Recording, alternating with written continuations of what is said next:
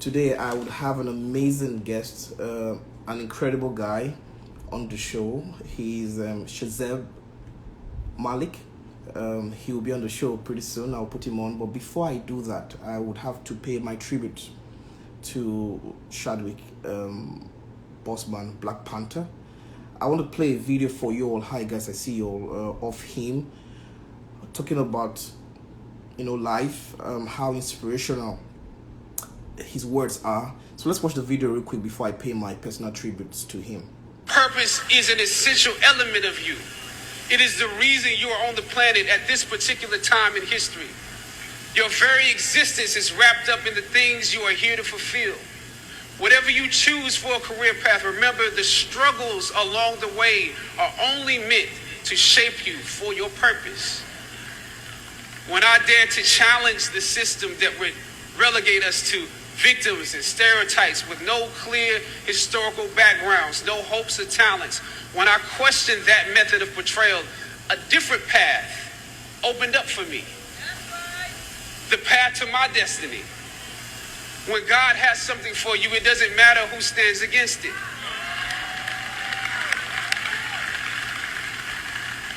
God will move someone that's holding you back away from a door and put someone there who will open it for you.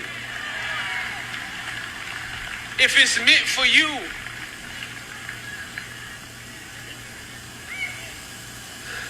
I don't know what your future is, but if you're willing to take the harder way, the more complicated one, the one with more failures at first than successes, the one that has ultimately proven to have more meaning, more victory, more glory, then you will not regret it.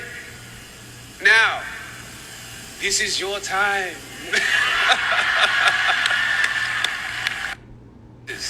The one that has ultimately proven to have more meaning, more victory, more glory, then you will not regret it. Now, this is your time. Yeah, well, that's a little bit of Chadwick Boseman, our Black Panther, our hero, my hero, a wonderful guy. I pray his soul rest in peace. Chadwick Boseman was an inspiration to us all. If for any reason his calm and positive lifestyle is one to be envious of. He lived and died giving everything, absolutely everything he had, without gossip and untrustworthiness of those around him. His smile will light up the heavens, and his legacy will continue to shine among us. Black Panther wasn't just a movie. For me, Black Panther was a cultural shift that has opened the doors, for the movement and the discussions we're having today. His legacy will live on, and his words and inspiration will continue to be in our hearts, and we'll continue to tell our kids for years to come about Black Panther, about Chadwick Boseman, about our hero, and about our friend. Thank you, guys. All right, so today I have a wonderful guest coming on today. His name is Shahzeb Malik, or Malik. Yeah, he's a Pakistani American, born in America, in Cleveland, Ohio. And for his first 10 years, he constantly visited his family members in Pakistan to learn the culture and get acquainted with his people. He was a distinguished officer of the distinguished Phi Theta Kappa Honor Society. He's the founder of a pop culture media company and a recipient of the distinguished outstanding scholarships. He's my friend and my brother, Shahzeb Malik. Let me put on Shahzeb now. I see I have some requests to come on. Hopefully, if we have time, I'll accept the other requests I have now. Hey, man. how you doing, man? Good. How are you? I'm good, brother. How's everything going? Fine, thank you. It's good to see you. Good to see you, man. You can hear me fine? I can hear you fine. I can see you well. Awesome. Perfect. I know you want to do some tributes. Yeah, so please give a tribute to Boseman. Yeah, of course. We actually talked before we went on, and one thing I was kind of, focusing on was the legacy of this guy, Chadwick Boseman. he's more than just an actor. He's more than just a role of Black Panther or Jackie Robinson in 42. He is a monument to activism and to really the human experience. And the fact that we weren't even aware to what he was specifically going through with stage 3 colon cancer and stage 4 as of recent. He's had it since 2016 when he got his breakout role as Black Panther. The fact that we didn't know goes to show you that we really never know truly what someone is going through. And we should always, mind our own. I think that's mind our own and mind for other people. And I'm sorely going to miss him. He was such a phenomenal actor. And from what I've heard, he's been an amazing human. And just what a beautiful quote from the Black Panther movie, or from Captain America Civil War, when he's telling Black Widow about his father and his ties to Wakanda. He says, "In my culture, death is not the end; it's more of a stepping off point." And that quote has just kind of been circulating in my mind. Is that he's not. He might, his body might not be with us anymore, but his mind, his soul, his spirit is with us forever. So it's just, it's heartbreaking because 2020 has already been such a terrible year, but this shouldn't deter us. It should make us even more motivated to push through and enjoy life just like he would have wanted us to. I agree. Totally agree with you. So thank you for the kind words. I know it will live on our hearts and our minds forever. All right, so welcome to the I Go Digo show. It's good to have you here, my friend, my brother. How have you been? First of all? I've been good, man. Just chilling. Finished the first week of classes, as pretty much everyone else has. Yeah. It's been extremely tiring, but it's been extremely rewarding as well. It's a bit of a transition, like I said, or like you mentioned. I'm going to BaldwinWallace University right now here in Cleveland, Ohio, and it's a bit of an adjustment because I've been in the high school and community college area for so long, and now I'm at the 4-year college. It's a different level, it's a different expectation, but I'm just happy to be here. I'm happy with where I'm at, and I'm staying safe. I took a COVID test, came back negative, thank God. Nah. So that's been extremely satisfying and very meaningful. But how about you, man? How's everything going for you? Good. Well, just transition from community college to university is pretty hard, pretty different, pretty crazy, but we must keep on pushing, keep on believing, for the best. Of course. That's what's up. All right. So, could you tell my audience something about you, something interesting, something we would like to get to know about you? Yeah. So, what's up, guys? My name is Shahzeb Malik. I'm an 18-year-old entrepreneur and college student from Cleveland, Ohio. Born and raised here. I've got ties to Pakistan. And pretty much my entire family is there. I actually have Pakistan and U.S. citizenship, so I'm a dual citizen. Like Ego mentioned, I've spent a lot of time in Pakistan, talking to my family, interacting with them, and now I'm here. I'm studying business information systems and economics. I've got a lot of interest in public service and policy and activism, and I'm just I'm a big as he mentioned that I'm into podcasting myself, and so I'm really into conversations and pushing the conversation and really just reaching out to people and improving lives and improving human existence. That's what I'm all about. Nice.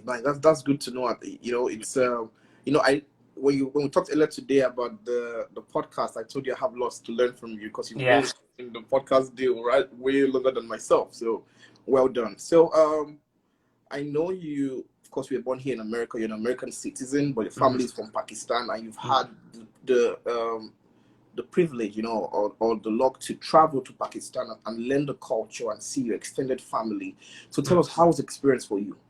Well, it's as I've mentioned, over here it's really just my immediate family, my mom, dad, and my 2 siblings, and then my aunt and uncle and their kids. But outside of that, there really isn't the extended family that I do have in Pakistan. So whenever I would go back, I haven't been back since 2013. It's been a while. I was planning on going this summer, then the world ended, so that didn't help out. But I'm very I love Pakistan. It's my homeland. And everything from the great hills to the wonderful gardens, and but most importantly, the extended family system. So this is something we chatted about earlier. It's something that is prevalent in the African cultures, Latino cultures, and especially in the Asian cultures, of 30 people living under the same roof or 20 people living under the same roof, moms, dads, aunts, uncles, cousins. And this is something I don't have here, but when I went back to Pakistan, I was able to experience this. And another thing is, waking up to the adhan, the call to prayer. Like it's like 6 a.m. and I'm fast asleep, and then I hear it blaring out, and I'm so confused as to what this is. And then I'm like, oh, that's the call to prayer. You don't have that here. Like people would go crazy if they had that here, right? I always joke about this, that like, and this is something a lot of South Asian comedians talk about, is like, man, whenever you go home, it's a completely different experience. And I've taken a lot of inspiration from guys like Muhammad Ali and Barack Obama, who when they go home, they have this kind of awakening or this rediscovery of their values and their tradition. And that's how it's been for me. I haven't been there recently, like I said, but I have strong ties there. All my family's there. I always show them love.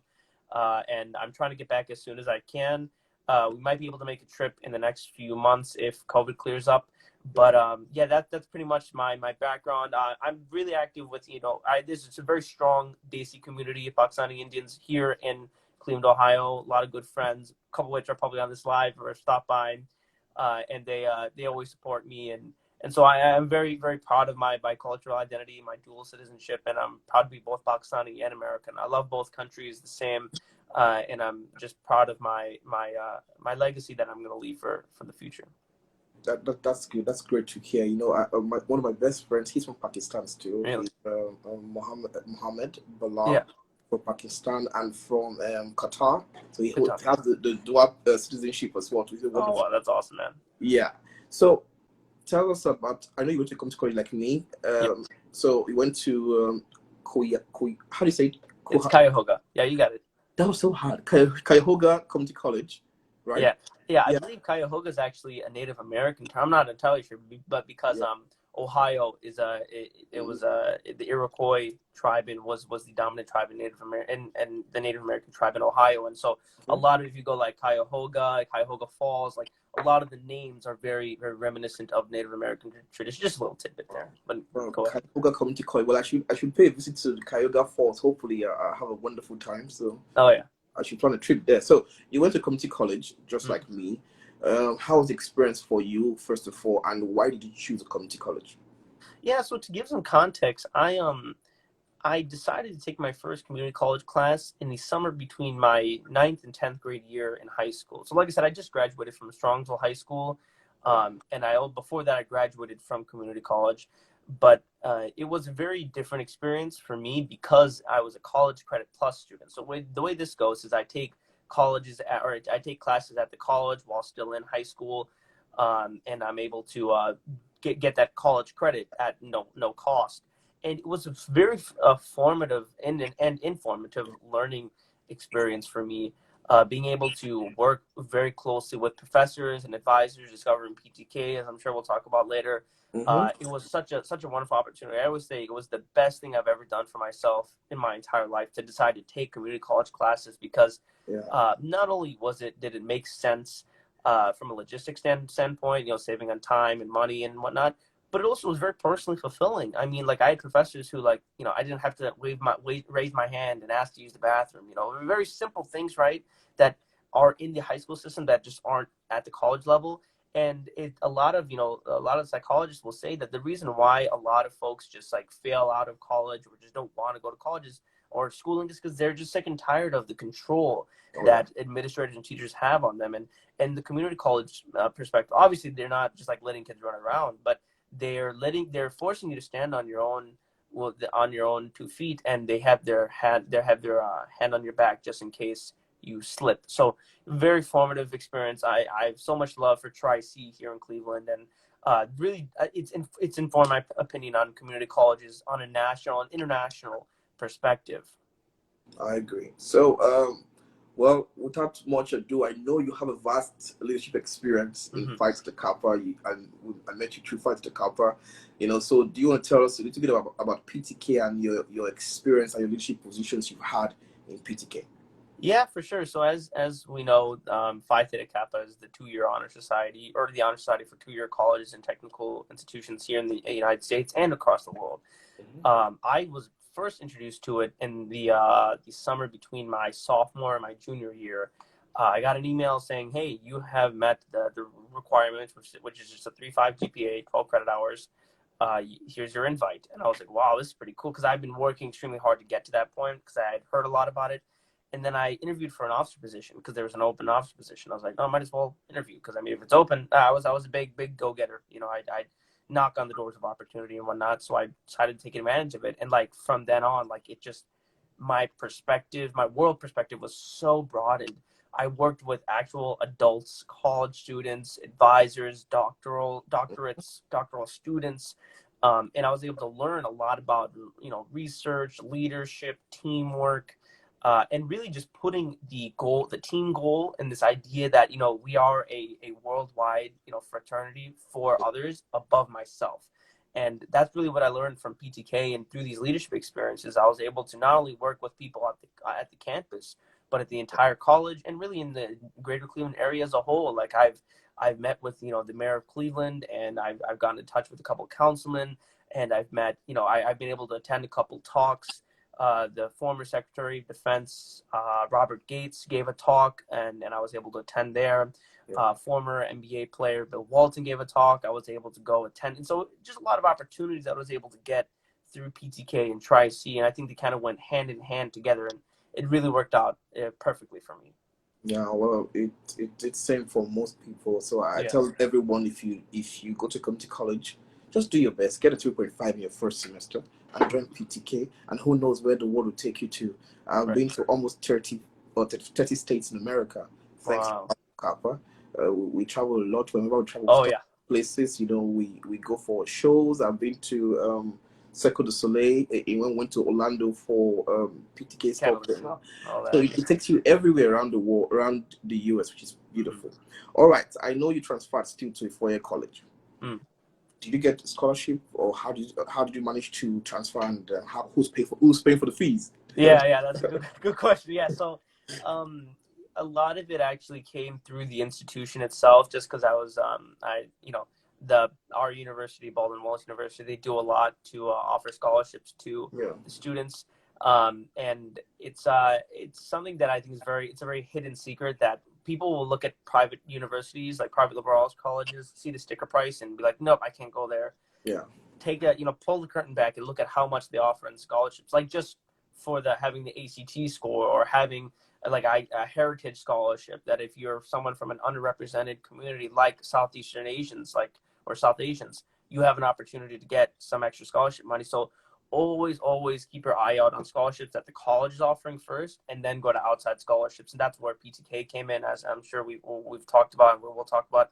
I was fortunate enough to win the both the All USA Coca-Cola scholarship and an All Ohio academic team scholarship.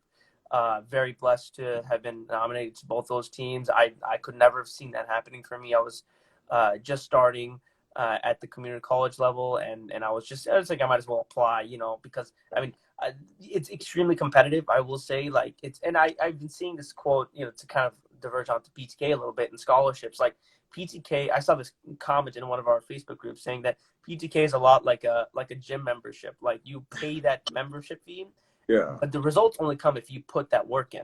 And it's the same thing with scholarships. It's that you have to go out. There is money on the table. There's so much money left on the table, whether it's scholarships from the college, outside scholarships, or it's financial aid or loans or whatever it may be. But first, that free money is going to be extremely vital, and that's what I've done. And I'm also working.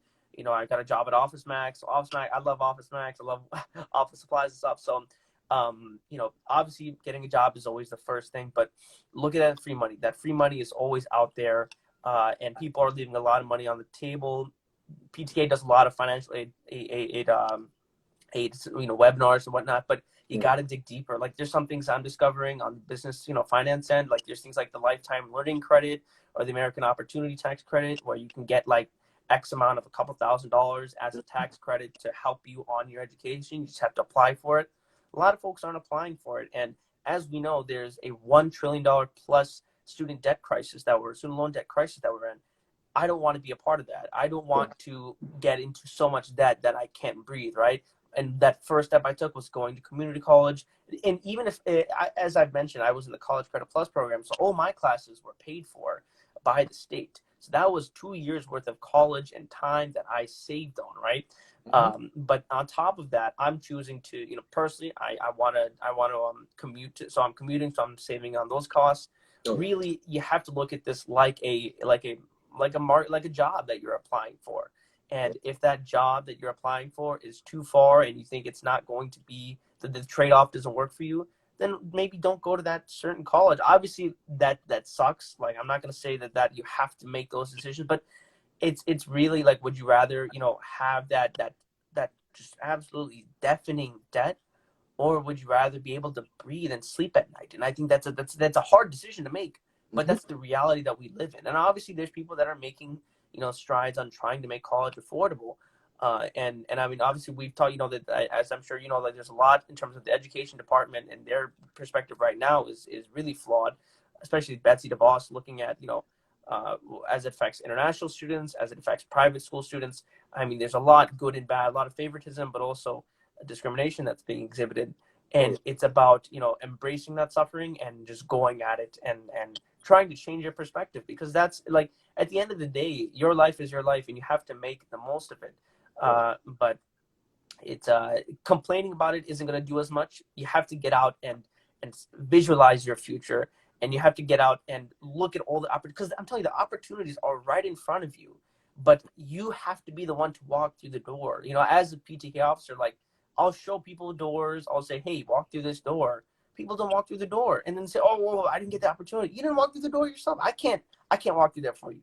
Nope. Your teacher can't walk through there for you. And like, when you talk about like who's paying the bills, like, me and my family, like, we're like working extremely hard and we're making sacrifices, but it's because I took this opportunity to go to community college while still in high school that I'm in a better position financially and for the future, because it's the major problem, not just international students alone have, even American students have, is the issue of the tuition and the debt you have. One of my professors told me that he and his wife, they're still paying, after 25 years of university, they're still paying the loans they took for school back then. And it's ridiculous, honestly. That's why I'm lucky. I'm just one of the lucky few that I don't owe any debt.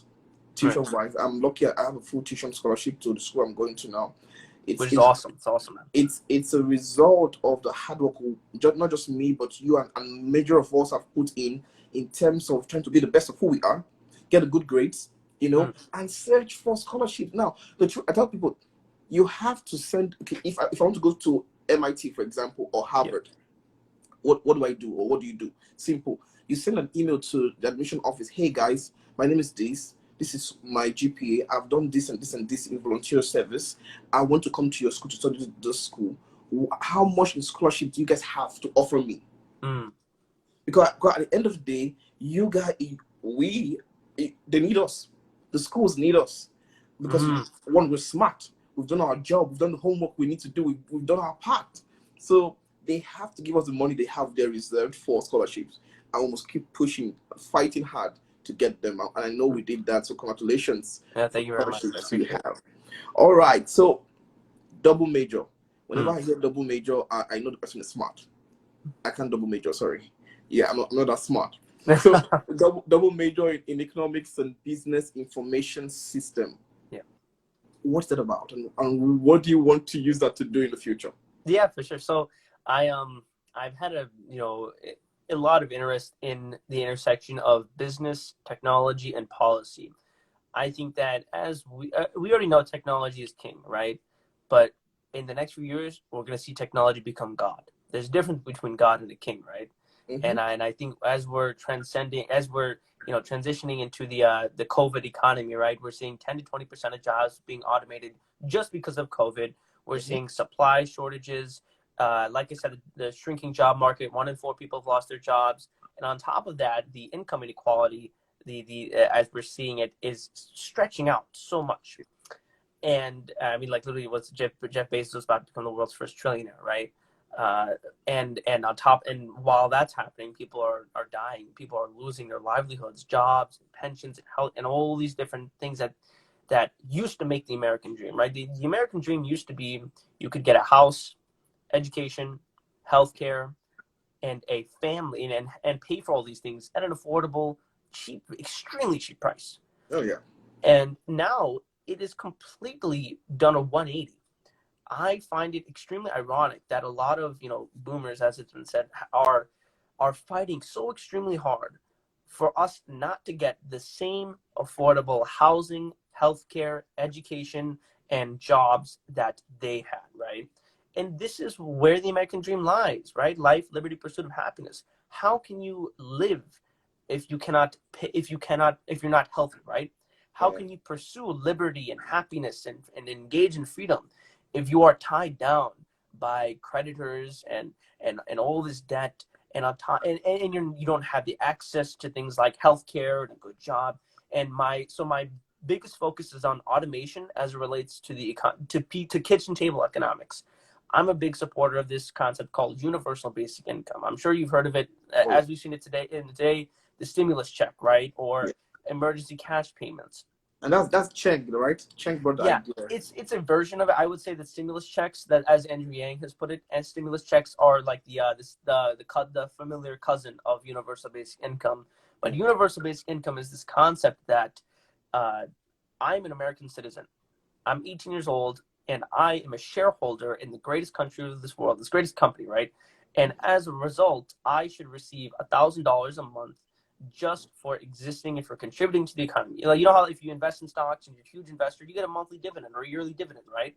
Yeah. Well, Andrew Yang and a lot of other people like Thomas Paine and Martin Luther King Jr., who believe in a guaranteed minimum income, believe that we should, even Richard Nixon, for God's sakes, like freaking Richard Nixon, that guy he almost passed UBI in the 70s, believe that there is a difference between human value and economic value, and that we should value people where they lay. Think about it. When you're playing Monopoly, you get starting cash, right? We don't have starting cash. And that's why if you look at our future, how we're prone to student loan debt, how we're prone to bad health, how we're prone to a lot of climate change, is literally designated as the worst national security threat by the Department of Defense. The future is very dismal. I want to try to bridge that gap and make our future not so dismal. And that's why I love economics. I think economics and education are where everything lies for people. And I believe that I want to try to get this eventually. I want to educate people about universal basic income, personal finance, macroeconomics, and most of all, civic responsibility.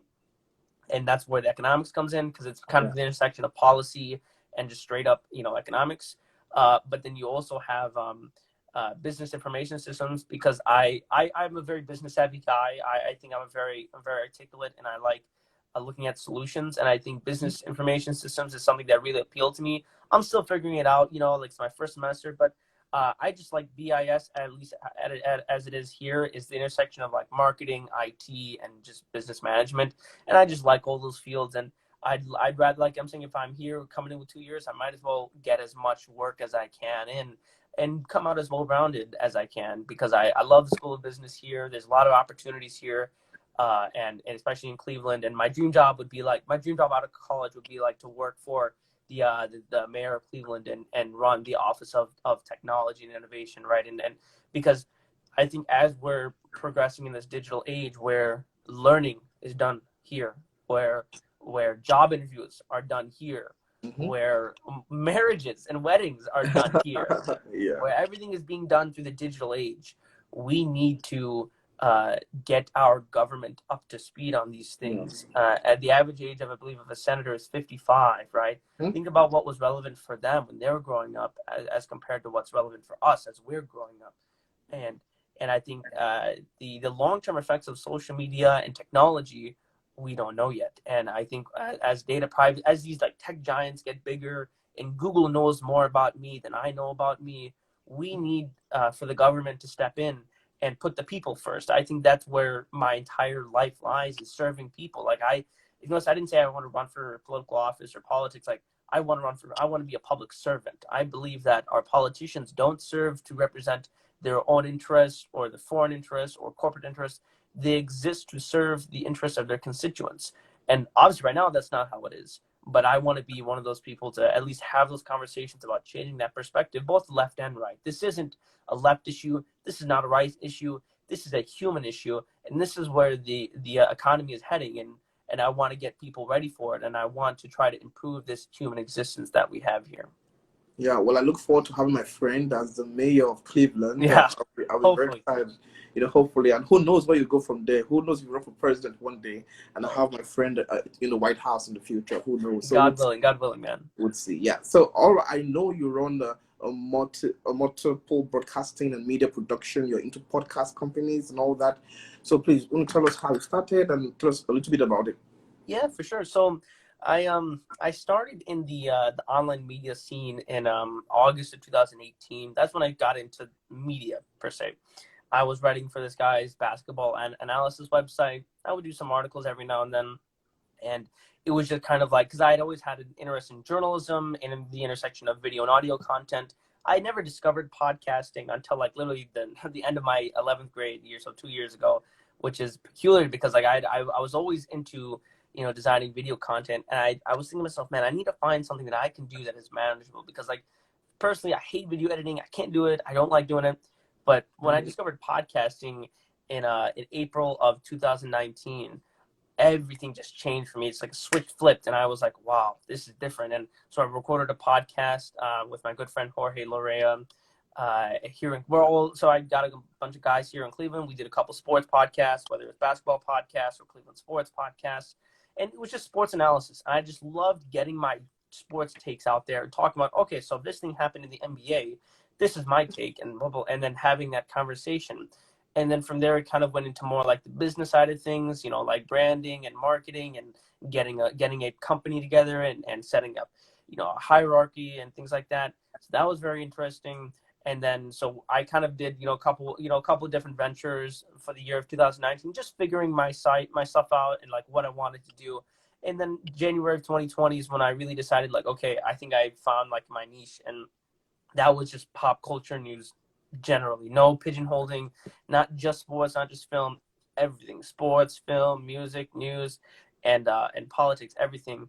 And that's what we've been working on. I'm on a bit of a hiatus right now.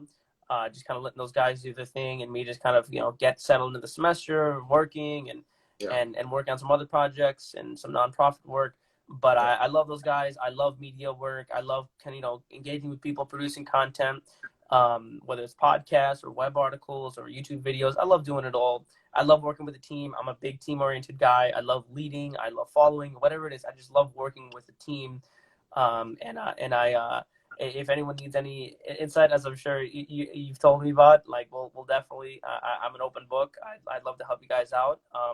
It's a lot of fun. It is, but like we talked about, you have to make sure that it's not becoming a burden, and it's always enjoyment, and that's kind of where like the business aspect kind of interferes with that. So now I'm kind of in the process of rediscovering my love for podcasting and content creation, and just finding out like what do I want to do. My big thing is, my goal in life is not like a specific job or like this or that or running for office.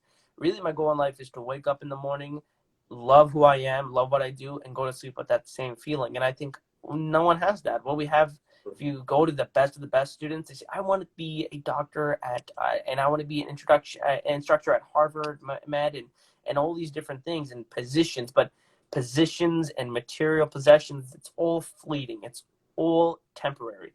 But that feeling, that inner feeling and satisfaction that you have, that, hey, everything's going to be okay. I'm content with who I am, and I love what I do. There's nothing that is priceless. Nothing will ever beat that. And I think that's something I've had my entire life. That's something I'm trying to pick up now. I've really been into Eastern philosophy a lot, as I'm sure a lot of folks have. And I really like learning about Buddhist philosophies and this idea that, life is suffering, embrace it. And this idea that, if you live there's a Buddhist saying that says, if you live in the past, you're depressed. If you live in the future, you're anxious. But if you live right here in the present, in this moment, there is nothing that can interfere with you. And that's what I'm trying to do, is I'm trying to be present in this moment. And there's a lot of folks who aren't. There's a lot of folks who are like looking to the future, like, oh, I got to do this. I got to win the rat race, right? Or there's people in the past who are so upset, oh, I should have done this, I should have done that. It's like, if you're looking with the back, to the past, it's giving you whiplash. It's messing with your neck. But if you're just, hunched over looking at the future, oh, what's happening here? You're going to stretch out your neck that way. But you just need to be present in that moment, and don't things will happen, good and bad. take the good with the bad. Like, life sucks. Get over it. Like, deal with it. Like, this is our life. Oh, And it's your moment to kind of rise to the occasion. And that's what I've been trying to do the past few years, is just rise to that occasion. And that's what PTK has definitely helped me do that. My personal, my professional exploits have definitely helped me do that. My activism has helped me do that. And my education, of course, is I love learning, and I don't confuse my education with my schooling. You know, I don't get upset about, like, if I get, like, there's a lot of folks who are like, man, if I get a B, like, I'm a failure of a student. I used to be like that. And then I woke up and I was saying, wow, like, there are literally people who never went to college and they're amazing. There are people who went to college and did average and they're amazing. Like, we have this idea that college is the end all be all. I need to get this job. I need to have the white picket fence, whatever. If that's what you truly want, we haven't sat down and asked ourselves if that's what we truly wanted. But if that is what you truly want, then go after it. But don't go after something just because society said you have to do this, you have to do that. All these markers, like, society would tell, like, literally my guidance counselors and the folks at my high school would say, you have to do this AP class and you have to do this and you have to, and, like, you really shouldn't look at community colleges and stuff like that. Or they wouldn't say that, but they would kind of, like, oh, I mean, you could look at the, just going over the question. But if I never did any of that, then I wouldn't even be here on this call with you, because obviously we met through PTK, and it's true. It's ridiculous that we have a system that does not incentivize personal freedom and pursuing the opportunities that you want to pursue, not just because you need to or because someone told you to. Yeah. And it's about waking up from that mentality and taking control of your life. Like, set your room in order. Set your. A lot of people want to go out and try to tell other people how to live their lives when their own, and how to clean their houses when their own homes are not in order, right? My house is in order. I'm trying to and I use this as an analogy that my thoughts and my education, it's not completely in order, but I'm figuring it out, and I put effort behind trying to organize my life and setting my life in order. And then and only then can I go out and give people advice and have conversations. Because honestly, God, if I'm not going to talk about things I don't know about. I'm going to talk about what I know about and what I've put effort behind. And we're living in the age of, to kind of bring it back to my content side of things, like, we're living in the age of everyone wants to give their own take, right? But no one wants to give a concerted effort and keep it constant. And as we're talking, and consistency and things like that, that's where I'm at. Consistency is key, and I'm trying to preach that to anyone who will listen. Yeah. It's about being as consistent as you can and doing what you can with what you've been given, making the most of your situation. Well said. I agree. Well said. It's wonderful when we recognize our strengths, our weaknesses, who we are, what we want to do, and how we can move on with our lives. And, just being the best and helping those who can help, and just making it the best way we can make it, So what's something on your bucket list that you want to do that you've not done? Run for president. No. Yeah. Shoot, no. Definitely, like, I've always said that my biggest goal in life, or my biggest, like, if I just check this off and I'm done, is to try to, pass universal basic income on this national level, to try to get money into people's hands and try to abolish poverty and improve the human existence. But I mean, like, personally, bucket list, definitely write and direct a movie that wins an Oscar. That's a goal. Or not even just wins an Oscar, but just touches people in a way that, they haven't been reached before. And because I'm a very creative guy, generating content that people genuinely like, and it changes their perspective and it changes their lives. And doing that, like, writing, but honestly, God, directing a movie that wins the Oscar for Best Picture, man, that was just done. I'm done. If I get there, like, I'm retired with everything, because I'm a huge cinephile. I love movies. I love movie making. And I do have some stuff in the works, but I love to in the future, get into producing and directing. Nice. So, any shout outs to anybody? Shout outs? Yeah. So definitely shout out at Unbranded News on IG. So it's at Unbranded News, at unbranded.films, at Unbranded Sports. That's like those are our handles for our social media. Check them out for all your pop culture content. We've got YouTube videos, podcasts, web articles, you name it, we do it. And definitely shout out BaldwinWallace. BaldwinWallace University's. I'm home. I love it. I love the environment that it's been producing for me. And of course, shout out Phi Theta Kappa. I mean, I literally would not be here without them. And winning other scholarships and being nominated for all the different things and the trips and all that, like from Honors Institute in San Diego to Phi Theta, Catalyst in Orlando, all these crazy opportunities and this crazy life that I've been blessed to live. I'm so thankful to Phi Theta Kappa and all the aforementioned folks. And of course, shout out to my family, friends that support me. I always say I don't have friends. I have family and I have acquaintances. And like my friends are my family and they're my circle. And having that support team is everything to me. I thank you so much, man. Thank you. It was good to have you on the show. Oh, please, everyone, his podcast drops tomorrow. So he'll answer more questions he didn't get to answer today, and he will give his tribute again to Chadwick Boseman. And hopefully, I would like to have you again on the show to see how far you've gone, and to hopefully by then you'll be a mayor. Hopefully. So before then, we'll see. Well, thank you so much, man. Have a wonderful weekend. I'll talk to you soon, man. Yeah, for sure, man. Thank you guys for tuning in, and thank you, bro. I really appreciate being on the show. All right, take care, bro. You're welcome. Take care, man. So long. Yeah.